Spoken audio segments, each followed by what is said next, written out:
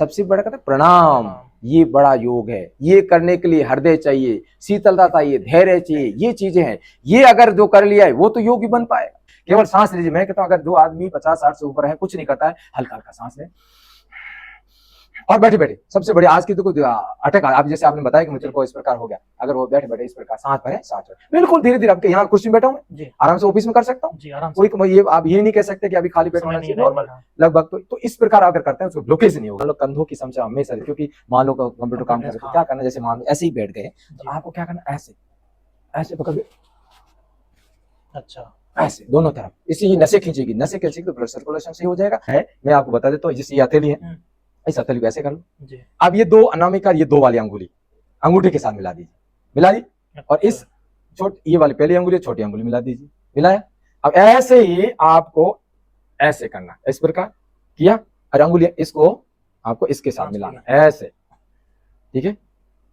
ऐसे ये देखिए, इस बात की समस्या तो आप बैठे, ये वायु मुद्रा के नाम से जानते हैं। इस प्रकार हाँ ये होता है। देखो ये तत्व है, मैंने एक शॉर्ट में बता दें कि 5 तत्व हैं, 5 प्राण है, यानी अग्नि, ये वायु, आकाश, ये पृथ्वी और जल, और 5 प्राण है। नमस्कार, स्वागत है आप सभी का द टॉक शो में। मैं कपिल राज पुरोहित आ गया हूँ एक नए पॉडकास्ट के साथ। हमारा आज का टॉपिक है योग। आज हमारे साथ जुड़े हैं yoga guru doctor Revanth Singh ji sir. Sir बहुत बहुत स्वागत है आपका हमारे शो में। तो आज आपकी वीडियो हम थोड़ी योग के बारे में बात करेंगे। आज की जो दिनचर्या है आदमी की, नॉर्मल आदमी की भागदौड़ वाली, उसमें थोड़ा सा समय अगर योग के लिए निकालें तो अपना जीवन कैसे सरल हो सकता है, उसके बारे में सर से थोड़ी बात करेंगे। तो शुरुआत करते हैं। सर शुरुआत हम थोड़ी आपके परिचय से करेंगे, आपकी स्टडी बैकग्राउंड, फैमिली बैकग्राउंड कैसे आपका है, थोड़ा उसके बारे में बताइए।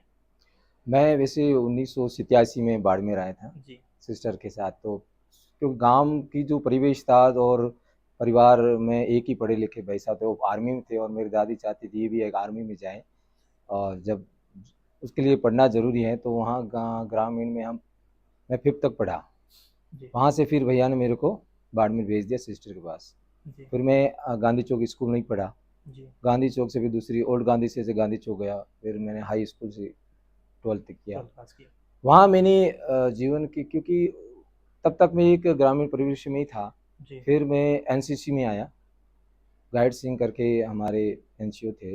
उसके बाद मैं जब कॉलेज में गया तभी मैं उस वक्त की जो परिस्थिति थी कि क्योंकि 50% तो लगभग बनते थे, इससे ज़्यादा बनते नहीं, तो मेरे भी 50 से कम थे। लेकिन उसमें फ़ायदा क्या हुआ, कॉलेज में 50% चाहिए कम से कम एडमिशन के लिए। आज की परिस्थिति अलग है। तो देखने को ये था कि 3% मेरे को एनसीसी मिलेगा, तो 12th में एनसीसी नहीं होती थी, लेकिन हमारे समय उसमें एनसीसी थे, वो मुझे एडमिशन मिल गया। तो मैंने पीएचडी करूँ, बीए मेरा होगा। बीए होने के बाद मेरी एमए हुई, एमए पॉलिटिकल में हुई गुरुजी के सानिध्य में, जगत सिंह जी के। सभी गुरुओं ने मेरा जिससे सीखा वो मैं गुरु मानता हूँ, सदैव वो रहे। तो उन्होंने कहा बेटा एमए कर। उसमें ये नेट भी था कि नेट करना है तो 55% चाहिए, तो 55% का।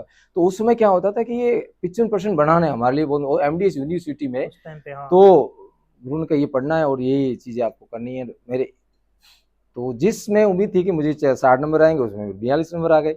जिसमें मैंने कहा कि 40 नंबर है, उसमें मेरे 60 नंबर आ गए, और मेरे 16 नंबर कम पड़ गए 55% में।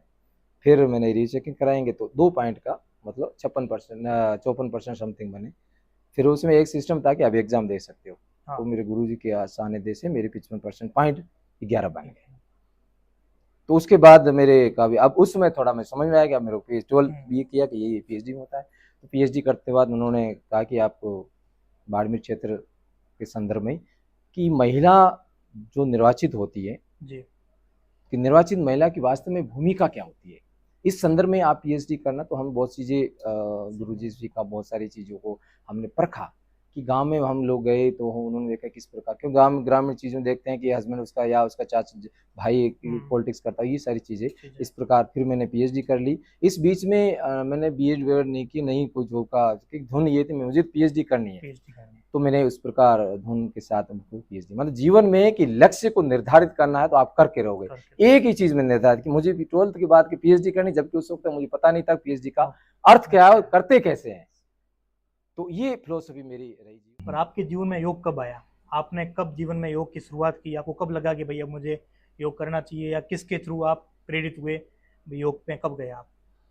मैं कोटा का ही काम कर रहा था संस्था में, और उसमें सुबह सुबह दौड़ने जाता था जी स्टेडियम में जाता था। तो एक जो हमारे इंदिरा कॉलोनी के पास में तहसीलदार साहब आते थे, वो कहते बेटा आप रनिंग करो, अच्छी बात है, प्राणायाम करा करो, ऐसे कुछ चीज़ें बताई कि सांस लो सांस छोड़ो।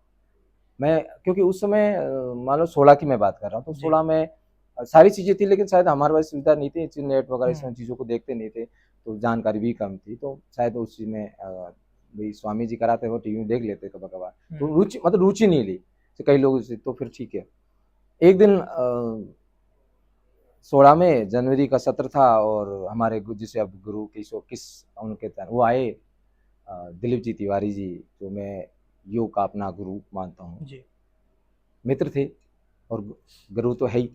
मैं गुरु जी आज आप कैसे बता रहे, आदेश करते तो मैं आ जाता। तो गुरु जी ने कहा कि कोटा विश्वविद्यालय में DNYS diploma in naturopathy yoga में करा रहे हैं। मैं हाँ बिल्कुल करा रहे हैं। जी तो मुझे फॉर्म भरना है। मैं ठीक है भर देता हूँ, ये डॉक्यूमेंट में 12th पास डॉक्यूमेंट मांगी।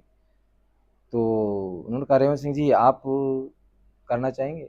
ठीक है गुरु जी आप कह रहे तो मैं भी कर लेता हूँ, साथ में मतलब फॉर्म भर एक डिप्लोमा कर लेता हूँ, अच्छा है काम आएगा। काम आएगा। ठीक है, हम दोनों ने फॉर्म भर दिया। फॉर्म भरा और उसके पास प्रैक्टिकल टाइम हो गया, तो प्रैक्टिकल के लिए वहाँ डायरेक्टर साहब बुलाए कि इस दिन गए, हम लोग 2 दिन गए, फिर उन्होंने बताई चीज़ें हैं। जब तक हमें प्रैक्टिकल योग के बारे में पता नहीं है, पढ़ा है, पढ़ा हमने, उन्होंने प्रैक्टिकल बताया, बहुत अच्छी चीज़ें बताई वहाँ पे। बस 2016 लगभग चला गया, फिर उन्होंने गुरु जी से पूछा कैसे कैसे, आप तो पतंजलि में जुड़े हुए हो, तो नहीं ऐसे बेटा ऐसे, कोई चीज़ हो तो पूछ लेना। यानी कहने का मतलब जो योग का जो प्रथम गुरु मानता हूँ जिससे, वो दिलीप जी तिवारी है, जिन्होंने कहा कि गुरु का 2017 में उन्होंने एक कैंप लगाया। वो भारत विकास परिषद के हमारे जो डायरेक्टर साहब डॉक्टर प्रदीप जी, वो जुड़े, तो उन्होंने कहा कैंप लगाना है। तो कैंप लगाया, तो भाई मैंने आप भी आ जाना, मैं 5:30 गया कैंप में। तो 15 दिन का उन्होंने कैंप लगाया, 7 दिन, हाँ 7 दिन का। तो उस चीज़ में बहुत चीज़ें सीखी। फिर मैंने मन में बना लिया कि योग बहुत आनंद आता है जीवन में। तो योग करने से कि वास्तव में जो आप एक्सरसाइज करते हैं, गेम खेलते हैं, वो अच्छी बात है, लेकिन योग में जो आनंद है, जो परम आनंद की, वो इसी में है। क्योंकि मैं तो कोर्स कर चुका था, तो इसमें सीखना, अब जिज्ञासा बढ़ गई कि योग में सीखे क्या। तो बार बार गुरु जी से पूछते थे इसमें क्या हो, इस आसन, ये आसनों की बात कर रहा है। अभी योग की बारे में जो थोड़ी है, जो जितनी पढ़ी उतनी पती है, पूर्ण रूप से थोड़ी उस समय हमें भी पता नहीं। तो ये जो हमारे प्रथम जिसे आप गुरु योग के क्षेत्र में मानते हैं, वो हमारे आदरणीय हैं दिलीप जी तिवारी, सदैव स्मरण, और मैं उनका प्रिय शिष्य हूँ। जब भी अगर आप कभी भी फोन कर तो बेटा आ जाओ, आप जो प्रॉब्लम आ रही है, वो तो कहते हैं बिल्कुल जो आज।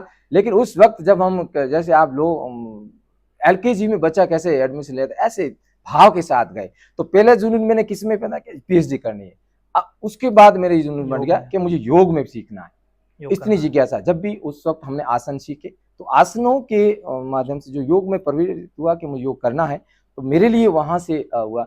और 2016 में बहुत सी परिस्थितियां ऐसी थी जो मतलब बहुत तनाव, कोई चीजें हैं तनाव रहा, तो उसमें भी मैं निकला।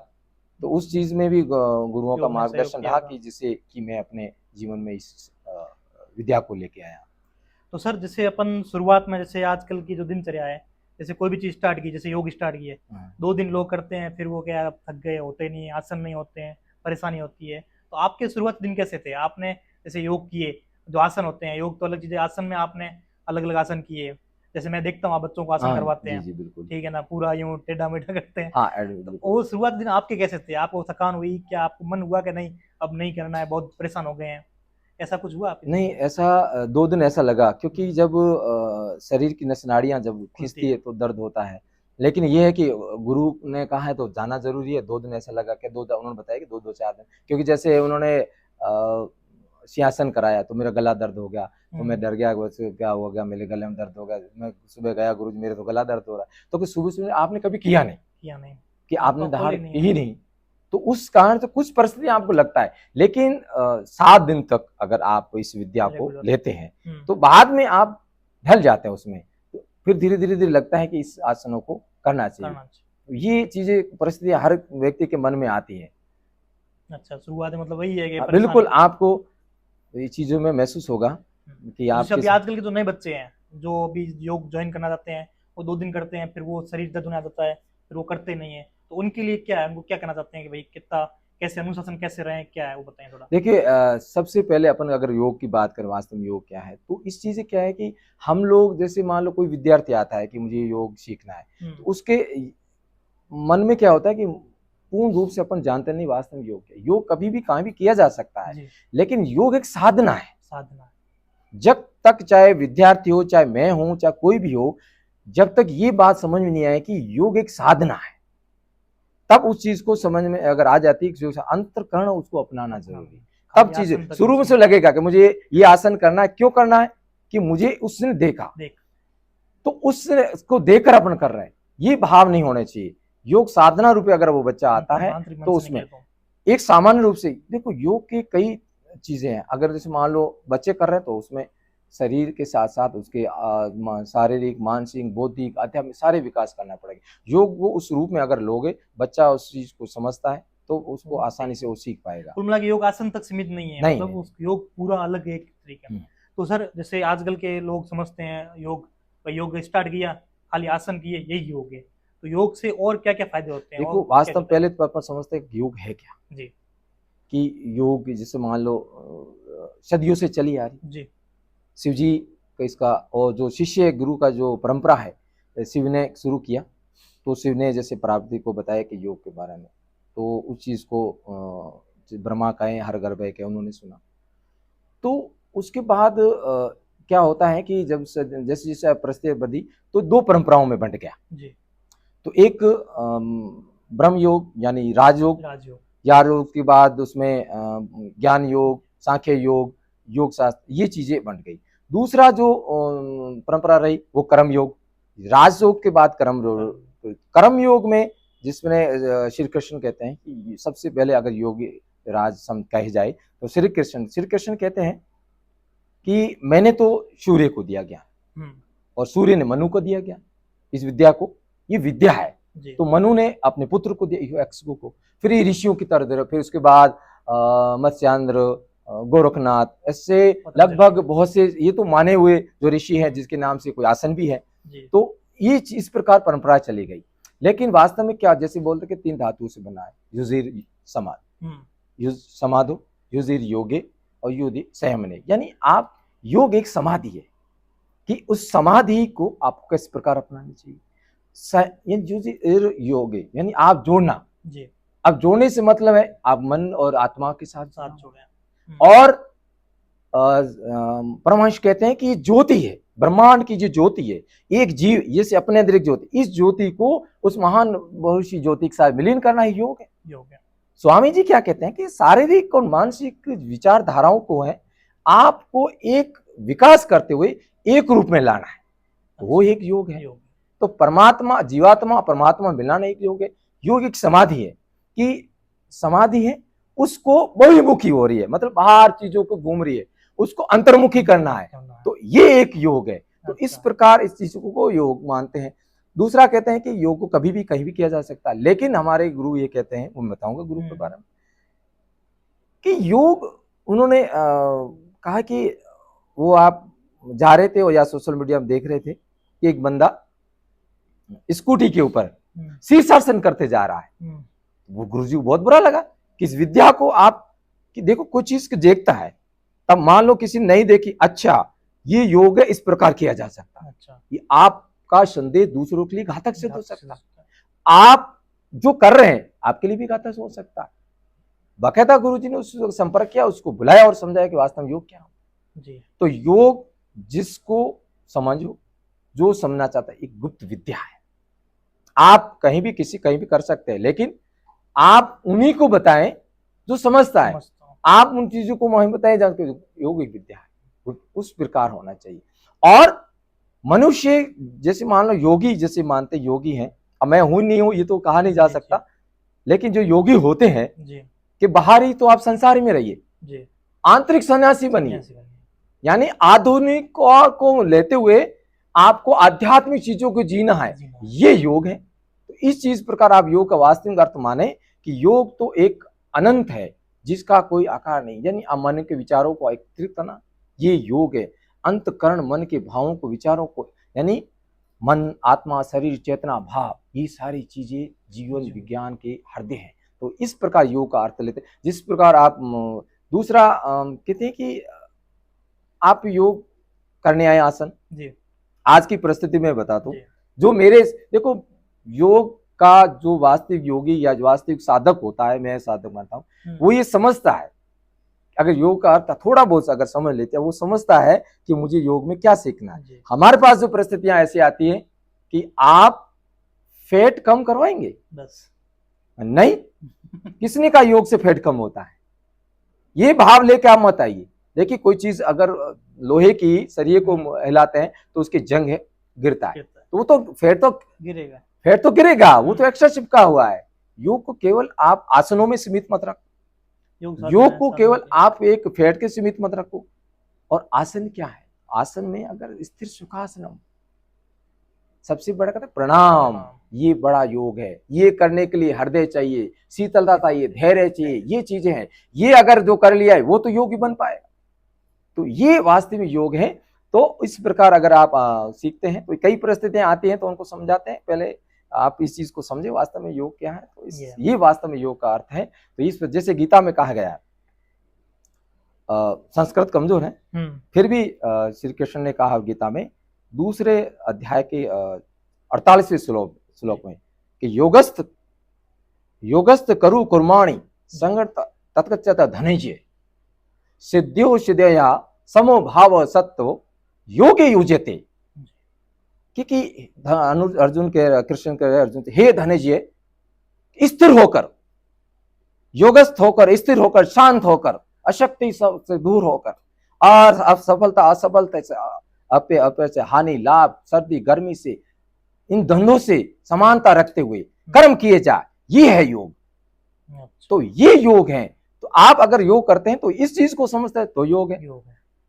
अपने उपनिषद देखो, महाभारत में देख लो, गीता में देख लो, गीता का तो पूरा कहते हैं कि हम जिस प्रकार आसन करते हैं, जैसे मंत्र पढ़ते हैं, तो कहते हैं सबसे पहले क्या प्रणाम किसको करना चाहिए, सबसे पहले परमात्मा को, कि परमात्मा को प्रणाम करते हुए, उसके बाद नंबर आता माता पिता को प्रणाम करते हुए, ऋषियों को जिन्होंने इस योग साधना को अपन को दिया, कि ऋषियों को प्रणाम करते हुए, बाकी योग साधकों को प्रणाम करते हुए, योग के प्रथम ग्रंथ गीता जी को प्रणाम कर, तब योग की साधना आप प्रारंभ कर सकते हैं। ऐसे भाव के साथ अगर आप करते हैं, बिना भाव की, स्वामी जी हमेशा कहते हैं कि भाव उत्पन्न किए, भावना के साथ आप अगर करते हैं तो योग की शरणागत में आइए और साधना का आनंद करिए। तो हमेशा हम ये कहते हैं कि साधना को प्रारंभ करते हैं तो ये साधना है। तो साधना होगा, अगर साधना है तो इस योग की शरणा में जरूर आइए और अपने जीवन में जिए। संसारिक जीवन आपका आनंद में होगा, परमानंद की प्राप्ति होगी। और 15 मिनट अगर आप निकालते हैं तो जीवन के लिए बहुत चीजें हैं आपकी योग की। तो ये वास्तव में योग का अर्थ ही है। बाकी चीजें अगर उस विद्यार्थी और योग साधक पर निर्भर करता हो क्या सीखना है। तो सर जैसे अपन योग करते हैं, सब योग, आपको भी योग करते देखा मैंने, आपके पास स्टूडेंट आते भी हैं, पर आज की जो भागदौड़ बड़ी जिंदगी है ना, जैसे मैं भी हूँ, तो जैसे योग समय पर नहीं आ पाता हूँ, समय नहीं मिलता है, तो ऐसे कुछ योग जो 4-5 योग जो ऑफिस बंदा अपनी चेयर बैठे हुए कर सके, जिससे तनाव मुक्त हो। आज भरी तनाव भरी जिंदगी है जो, उससे तनाव मुक्त हो सके, थोड़ा संतुष्ट जीवन में संतुलित हो सके, ऐसे योग बताइए जो चेयर बैठे बैठे आदमी कर सकता हो। बिल्कुल, जैसे सबसे पहले कि जैसे मनुष्य उड़ता है, 3 गहरी लंबी सांस लें, आराम से दिनचर्या प्रारंभ करें। जैसे मान लो ऑफिस गया है तो घर पे अगर बैठा है, कुछ नहीं जाना है तो कुछ नहीं करना, उसको आराम से बैठ गया, हल्का सा इस प्रकार बैठे, पूरा थोड़ा शरीर को ऐसे खींचे, क्योंकि सारा काम झुक के करते हैं अपन। हल्का सा इस प्रकार करें, फिर क्या करें, इस प्रकार ऐसे कर ले, तो ये बॉडी जो है ट्विस्ट होती है पूरी। तो यहाँ जैसे वात जो रोग होते हैं, जैसे वो शरीर पीछे कब से, हाँ, तो ये जैसे ट्विस्ट हुई, शरीर नस नाड़ियाँ खुलेगी, ब्लड सर्कुलेशन सही हो जाएगा। तो इस प्रकार अभ्यास कर। दूसरा, जैसे मान लो कंधों की समस्या हमेशा, क्योंकि मान लो कंप्यूटर काम कर रहे तो क्या करना, जैसे मान लो ऐसे ही बैठ गए तो आपको क्या करना, ऐसे ऐसे पकड़ के,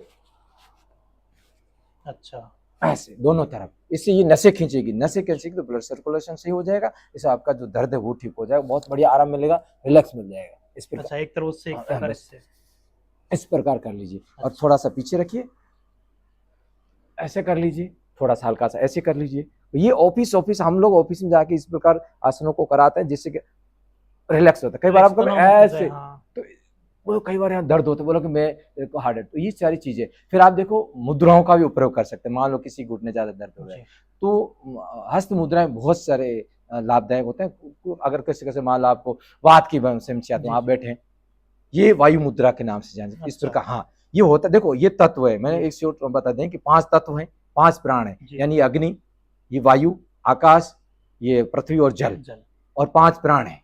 तो 5 प्राण है, तो जैसे आपका ये प्राण हो गया, उदाहरण हो गया, ये प्राण हो गया, ये समान हो गया, ये अपान हो गया। व्यान जो प्राण है 5 शरीर में, तो एक भी प्राण अगर बैलेंस बनता है, बिगड़ता है तो बीमारियां होती है। तो इसलिए तो सबसे पहला मैं आपके इस चैनल के माध्यम से भी कहना चाहता हूं कि हर व्यक्ति को 5 सांस लेना चाहिए। 5 सांस, 5 प्राण, 5 तत्व। अगर जीवन में सुखी रहना, एक ही काम करिए बस। हर व्यक्ति को ये सिखाए कि आप प्राण लेना सीख जाइए, क्योंकि सांसें बदलेगी तो जीवन बदलेगा। लोग सांस लेना भूल गए। मैं आपको शॉर्टकट बता दूं कि जीवन जैसे आप हंस रहे हैं तो सांस अलग है, आदमी रो रहा है तो सांस अलग है, क्रोधित है तो सांस अलग है, और कोई काम करे तो सांस अलग है। तो अगर सांसों को लयबद्ध करना है तो आपको सबसे पहले कि सांस लेना सीखना है, क्योंकि आज के समय जो अस्तमय हो रहे हैं सांस की समस्या से। आप पूछेंगे सांस ले ले, बोला सांस लेने का टाइम नहीं है। तो इस प्रकार अगर छोटे छोटे अभ्यास है। दूसरा ये प्राणवायु, अग्नि को 7 वायु लगा दिए, ये हो गया वायु मुद्रा। आप बैठिए आराम से, आपको धीरे धीरे अंदर की जो कुपित वायु बाहर आ जाएगी। आपको लगता है मुझे सूर्य, यानी जिस प्रकार सूर्य का कहीं नहीं आता है तो आपको विटामिन डी लेना है, तो आपका तेजी से बढ़े, ये सूर्य मुद्रा हो जी। ये सूर्य मुद्रा होगी। अग्नि के साथ, पृथ्वी के साथ आप तत्व को दबाइए। आप बोला कि मेरे धैर्य मन शांत होना चाहिए, तो आपको धैर्य, ये बोलते हैं, ये हस्त मुद्रा है। हस्त मुद्रा, ये पृथ्वी मुद्रा से बोलते हैं। इस प्रकार अगर बोलते हैं, प्लेन बैठ के आराम से आप काम कर रहे हो, इस प्रकार ये कर लीजिए। तो इससे आपको बहुत बड़ा लाभ मिलेगा। करके देखिए, लेकिन ये श्रद्धा के साथ करें। तो ये पृथ्वी मुद्रा होगी। अगर आपको लगता है मुझे कैल्शियम मिलना चाहिए, सूर्य मुद्रा होगी, तो आपका तेजस्वी बढ़ेगा, सूर्य चक्र जागृत होगा। तो इस प्रकार अभ्यास आप करिए। तो आप देर तक कर सकते हैं ये, मतलब 5 मिनट करिए, 2 मिनट करिए, दिन में जैसे अपन करें, जब भी याद हो तब करिए। अच्छा, इसमें बूझ समय नहीं। तो आपको सादगी, मान लो शाम को टाइम घर पे बैठे हैं, पूजा पाठ करें तब कर लीजिए, आप पढ़ रहे हैं तब कर लीजिए। और सबसे बढ़िया विद्यार्थियों के लिए बता चाहूंगा, 2 मुद्रा अगर कर लेता है उसका दिमाग तेज होगा, कभी कोई चीज भूलेगा। इस प्रकार अंगुलियों को पहले दबा लीजिए सभी को, क्योंकि जब भी चोट लगती है, जब भी आपकी चोट लगती है तो दिमाग सक्रिय हो जाता है। ऐसे करके दबाइए इस प्रकार। हाकिनी मुद्रा के नाम से जाने, गुरुजी ने जो सिखाया कि इस प्रकार आप बैठिए।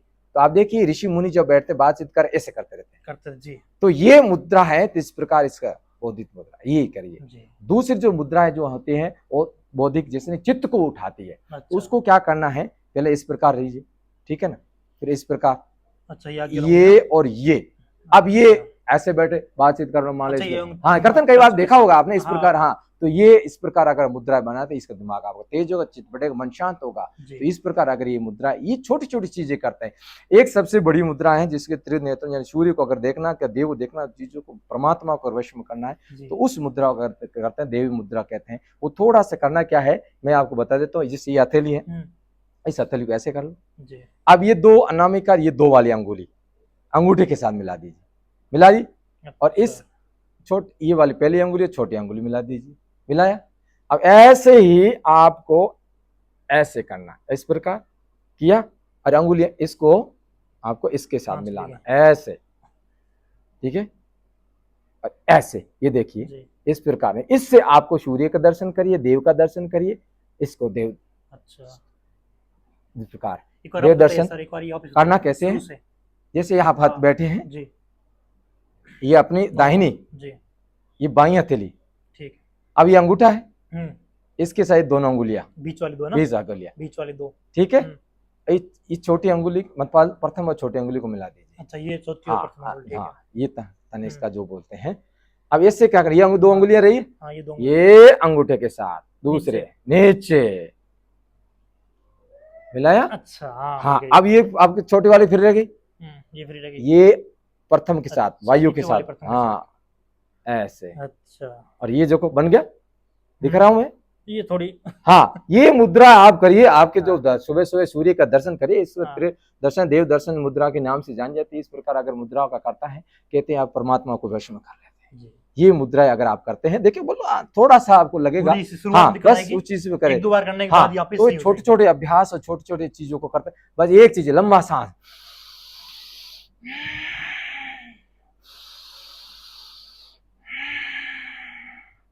इससे सांस लेने से कहते हैं कि दो मस्तिष्क होते हैं जी। एक तो आपका मस्तिष्क है ही, जी। इससे आपको 20% तो ये मस्तिष्क का ऊर्जा प्राण वायु जो लेते हैं तो ये खा जाता है 20%।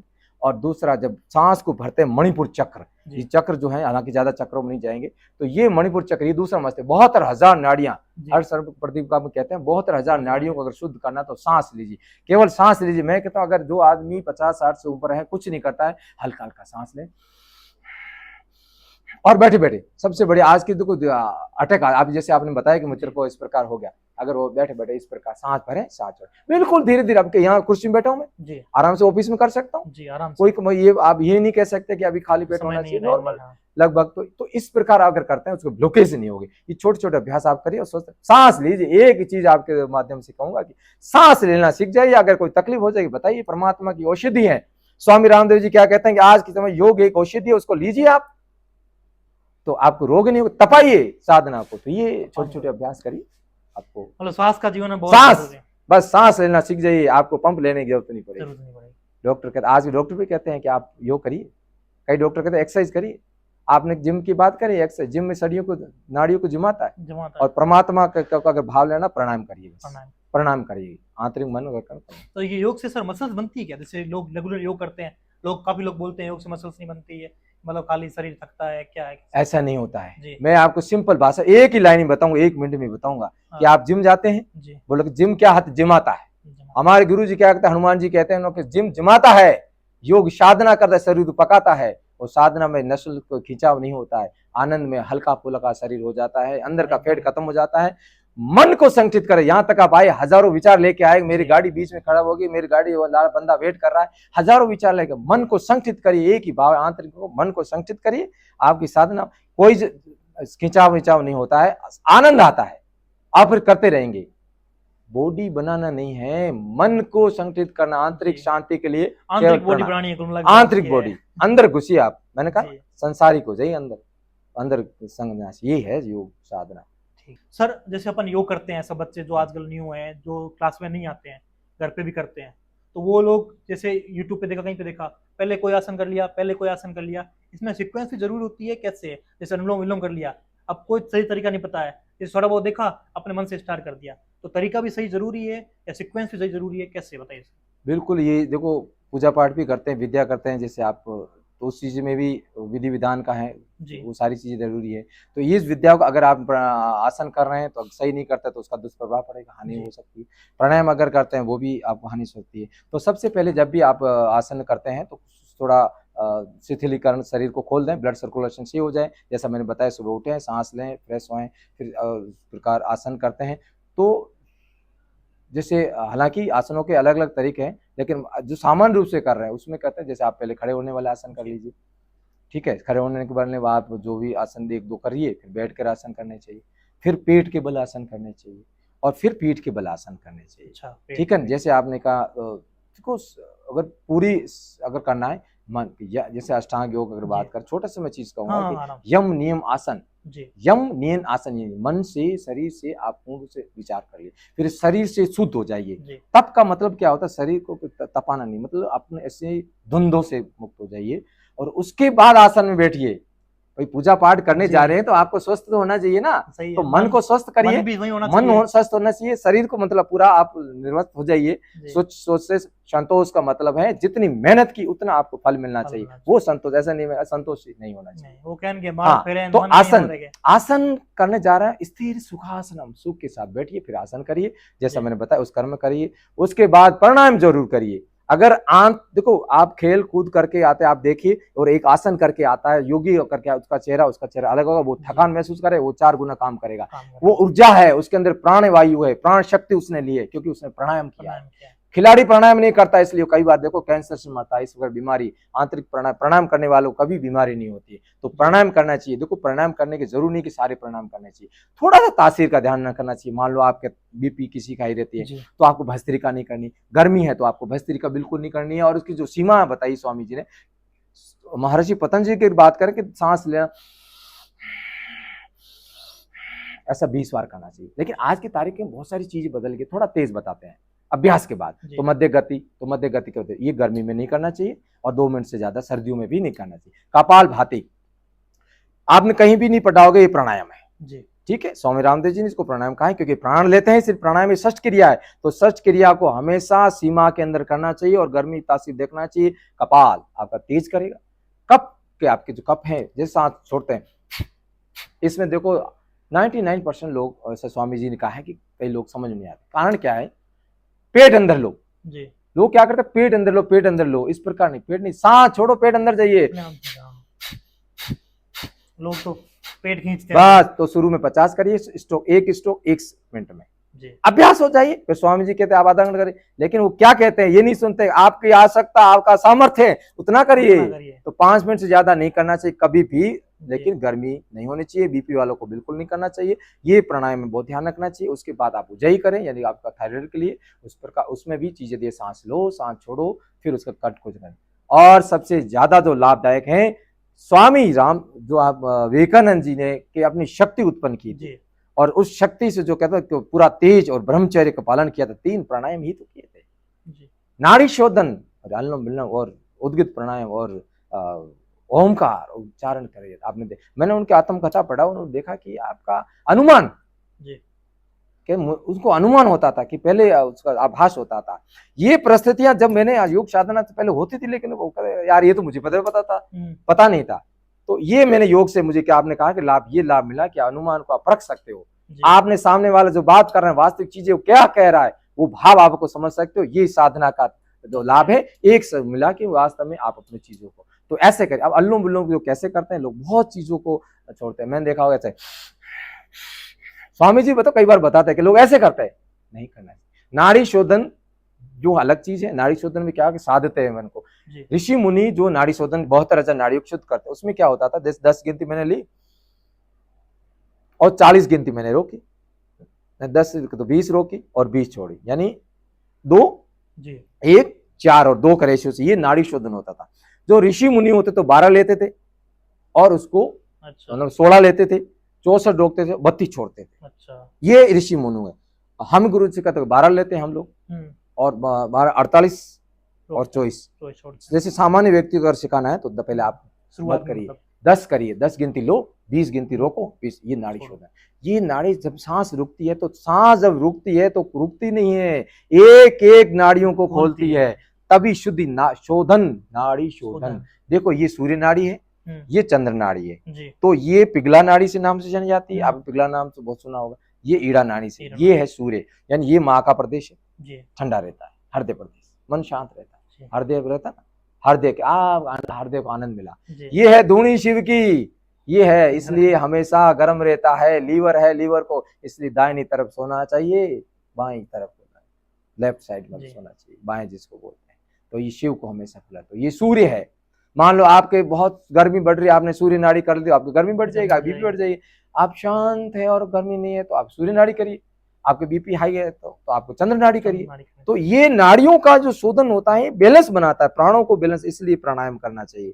और अनुलोम विलोम स्वामी रामदेव जी हर कोई नहीं सकता। बीपी अगर आपको कोलेस्ट्रॉल, सिर दर्द की समस्या है, अनुलोम विलोम करना कैसे, देखिए ये मुद्रा, प्राण मुद्रा जिसके कहते हैं विष्णु मुद्रा, ये क्या है, अग्नि, वायु मिला दीजिए। अंगुली दिखाऊंगा ना तो आप मेरे को क्या, मेरे को अंगुली, तो क्रोध को पहले दबा दीजिए, तो अगर शांत करना है फिर आकाश को लिए, उसका दोस्त है, गड़बड़ करेगा ठीक ना, तो ऐसे करनी चाहिए मुद्रा आपका भी स्वामी जी। अच्छा, और आंखें बंद, कमर सीधी। देखिए हम बिल्कुल बैठ नहीं सकता, उसको भी कराना, कुर्सी बैठे तो मैं कुर्सी भी नहीं, लेट जाओ और प्रणाम करिए। अनुलोम, एक प्रणाम से आप पूरा जीवन बदल सकते हो। ऐसे बैठिए, कैसे करना, इस प्रकार बिल्कुल धीरे धीरे।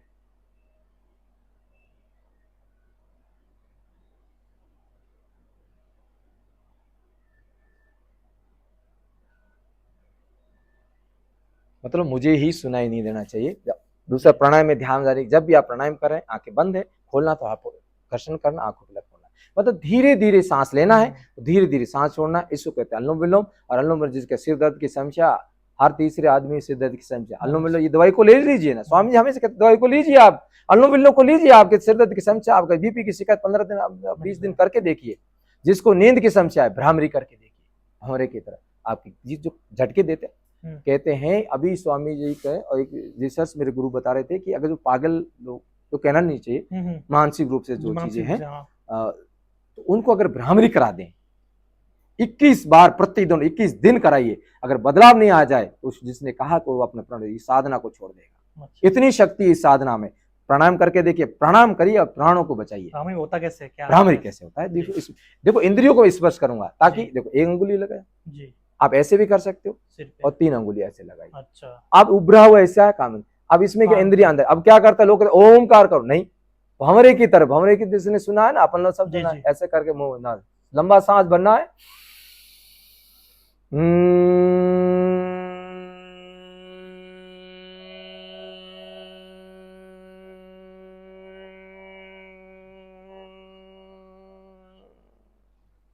इस प्रकार वाइब्रेशन होता है। तो मैंने कहा कि पहले कपालभाति भस्त्रिका, अगर जरूरत हो तो, संभव हो, उसके बाद आपका कपालभाति करिए। बाह्यवर्ती प्राणायाम, देखो मैं एक बार फिर बताऊंगा, 5-4 प्राणायाम ही बताए थे महर्षि पतंजलि ने। बाह्यवर्ती प्राणायाम यानी सांस को लिया, सांस को बाहर छोड़ा, बाहरी कुंभक लगाना। कुंभक वैसे कहा जाता है प्राणायाम को ही, यानी वहीं रोका, तो ये हुआ बाह्यवर्ती प्राणायाम। उसके बाद सांस को भरा और अंदर रोका, अभ्यंतर प्राणायाम। ठीक है। तीसरा कहा है कि विशुद्धि स्तंभ प्राणायाम, यानी सांस आ रही जा रही वहीं रोक दिया अंदर। फिर है बाहरी और अभ्यंतर प्राणायाम, विक्षेपी प्राणायाम, यानी अंदर आ रही तो बाहर धक्का दो, बाहर अंदर। ये ऋषि मुनि करते हैं। आप तो बाहरीवर्ती प्राणायाम करें। कपालभाति की बात की जाती है, जिस कपालभाति जो ब्रह्मांड की जो शक्तियां जागृत करती है, वो शक्तियों को वितरण कौन करता है? बाहरीवर्ती।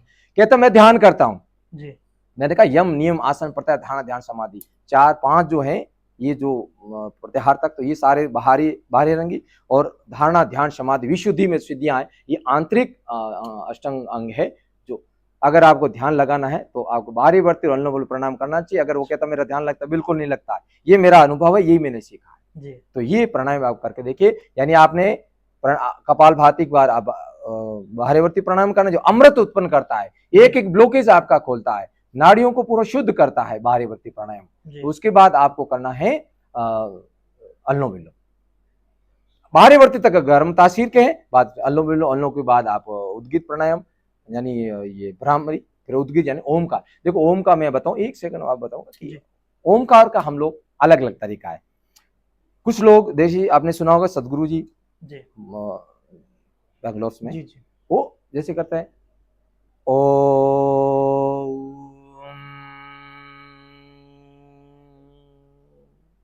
मैंने म का उच्चारण ज्यादा सुना, वो म का उच्चारण कम करता है। मैं ओ का उच्चारण करता हूँ, वो अ का उच्चारण, इससे कोई फर्क नहीं पड़ता।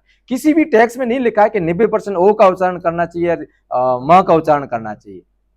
आज की तारीख में म का उच्चारण करना चाहिए। हमारे गुरु जी मानते हैं कि म का उच्चारण करने से क्या लाभ है, इसमें वाइब्रेट होता है। इसलिए आज की परिस्थिति ये है, उस परिस्थिति को अगर समझना तो म का, इसलिए करता है ओ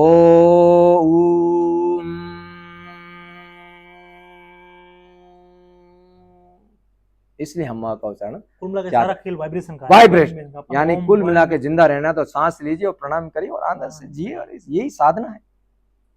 कुल मिला के संतुलित जीवन, मन को संतुलित करिए। मन बहुत जरूरी है, क्योंकि चित्त है, चित्त की निर्मलता, चित्त एक जड़ शब्द है और ये अंतकरण का है। उसमें मन, चित्त, बुद्धि और अहंकार। मन प्रकट करता है, चित्त जैसे संस्कार को उत्पन्न करता है, प्रचार कौन करता है? मन का काम ये है। तो बुद्धि को उसको संगठित करिए। अगर अहंकार को पता चल गया तो और गड़बड़ कर देगा। तो ये अंदर का संगठन है जी। तो संगठन किससे सेट होगा? प्राणायाम से। प्राणायाम गुरु बनाइए और साधना करिए। तो सर बहुत बहुत धन्यवाद आपका, हमारे शो में आए, आपने अपना कीमती समय निकाला। वैसे सर का चैनल है यूट्यूब पर, सर वहाँ योग सिखाते हैं। मैं नीचे डिस्क्रिप्शन में सर के चैनल का लिंक दे दूंगा, आप वहाँ से सर को फॉलो कर सकते हैं, वहाँ से सीख सकते हैं। अगर योग से रिलेटेड या मन से रिलेटेड कोई भी चीज़ें हो जो आपको लगता है सर से पूछनी चाहिए, आप सर के यूट्यूब चैनल पर जाके मैसेज कर सकते हैं, वरना हमें मैसेज कर सकते हैं, हम आपको रिप्लाई जरूर करेंगे। ठीक है, तो सर के चैनल को सब्सक्राइब करिएगा, देखिए, सीखिए कुछ। ठीक है, बाकी हमारे चैनल को सब्सक्राइब कर लीजिएगा, लाइक कर लीजिएगा। ठीक है, धन्यवाद। बिल्कुल धन्यवाद।